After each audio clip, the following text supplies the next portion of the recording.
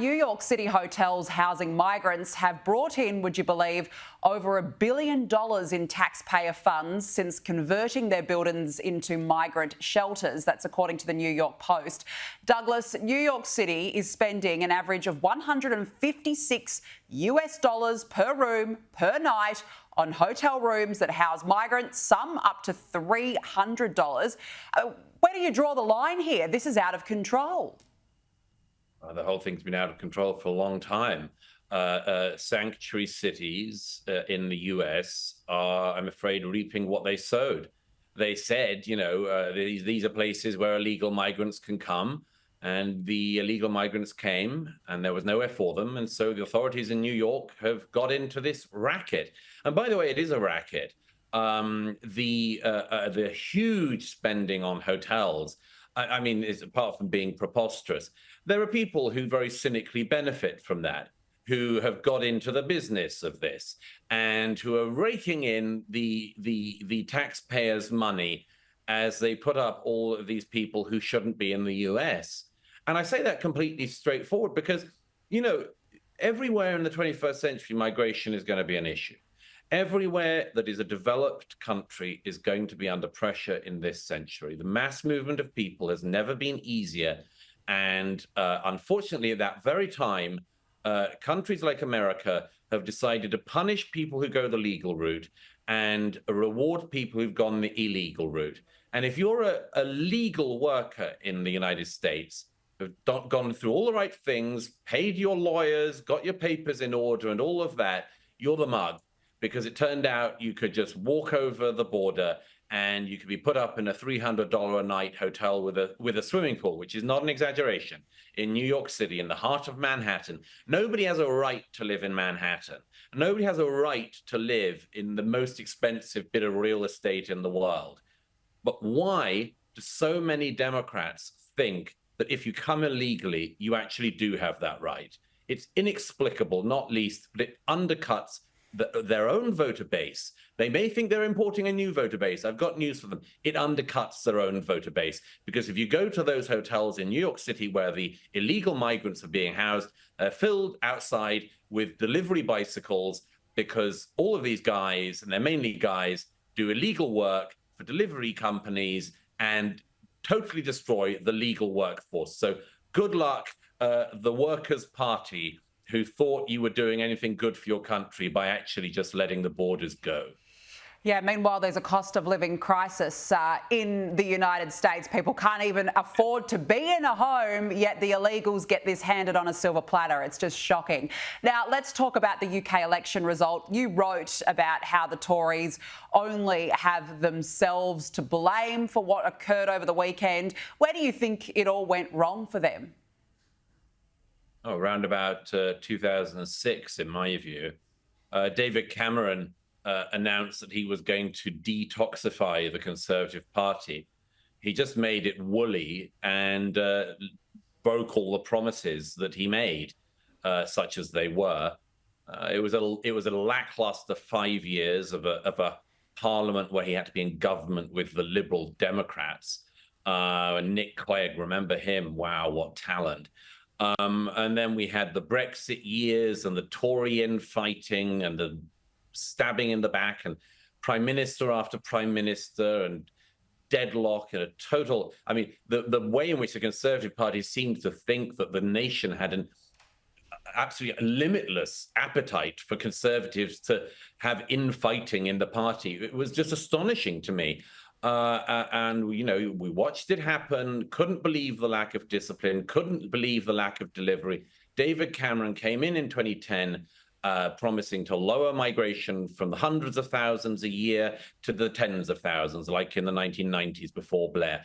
They leave office with net migration nearer 1 million in a year. They let down everyone. They've got very little to show for their time in office. They were there for 14 years. And what few things they did achieve are all now going to be wiped away by the historic Labour landslide of Keir Starmer, a man who absolutely nobody is enthusiastic about. It's not that Britain swung left, it didn't. It just voted against the Conservative Party. And maybe they will use their time in opposition to try to cohere actually be conservative, actually come up with some policies that differentiate themselves from the other parties, or maybe they won't. Maybe they will just disappear into history. That can happen. There is no law of nature that means that the Conservative Party should never die. Maybe it will. We'll see. Yeah, we'll find out. Now, Nigel Farage has given his first ever speech in the Commons as leader of Reform UK. This is what he said. I now call the leader of Reform UK, Nigel Farage. You. Mr. Speaker-elect, thank you very much indeed. We are the new kids on the block. We have no experience in this Parliament whatsoever, even though some of us have tried many times over the years previously to get here. So we can't judge you from working in this place, but we can judge you from the way the outside world sees you. And I don't just mean the United Kingdom, I mean the world, because Prime Minister's Questions time is global box office politics. Douglas, he's got them all rattled already and he's only just begun. What sort of a force do you think Nigel Farage will be in UK Parliament? It's going to be very interesting. I mean, gosh, what a frosty reception he got there. There weren't very many convivial, comradely cheers, were there? I suspect he will, and if he's wise, he will use the opportunity as a really remarkable platform. There are lots of things that can happen from here for Farage and the other Reform MPs. They could be a sort of nuisance block. They could make noise, use it as a platform, like Farage very cleverly did the EU Parliament, to effectively broadcast to a wider audience. Or they could use it to coalition build, to friend build. They could do an awful lot of things.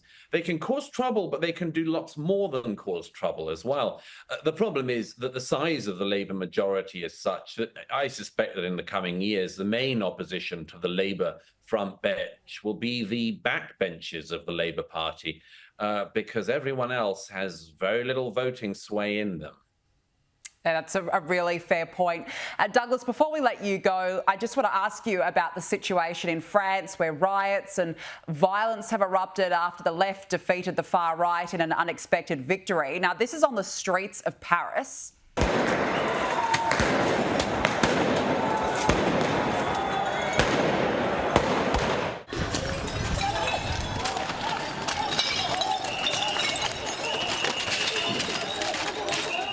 Just shocking scenes, and we also saw the far left clash with police as they celebrated the victory. Douglas, you know, the far left are just as dangerous, if not more dangerous, than the fringe right. But what does it tell you when you see these scenes unfolding right now? You know, it's the fault of Macron for his hubris. Paris is about to host the Olympics. What a sign to the world. I mean, there were already serious security concerns about the Paris Olympics before this election season began. But look at this. The world's eyes are going to be on Paris. And we see this, a city where, in order to keep out Marine Le Pen, they decided, the centre and the centre-left decided to unite in voting in the Mélenchonists, who have at the top of their list people who are supporters of Hamas. I mean, there's more anti-Semitism and racism from the far left in France now than there is from the parties that are called far right. And they get away with it, and they riot on the streets, and they break stuff up. And, you know, my belief is that political extremism can come from any direction. The French seem to have forgotten this. They seem to think that the far left, you know, can be regarded as a benign force. It can't be. Macron has unleashed terrible forces, and it's astonishing for a man who glided into office on his alleged ability to sort of bring people together. It's amazing what we see at the end of his career. Yeah, good point. And you're right. What a way to welcome the worldwide athletes as well as the tourists right now to Paris and France.